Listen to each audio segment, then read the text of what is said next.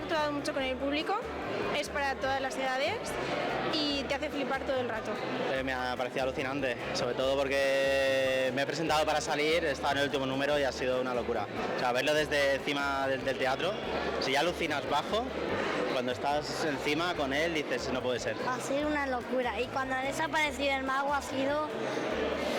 La verdad que le doy un 10, súper impresionante, lo he visto ya 2 o 3 veces y volvería cada vez que vuelva al Olimpia.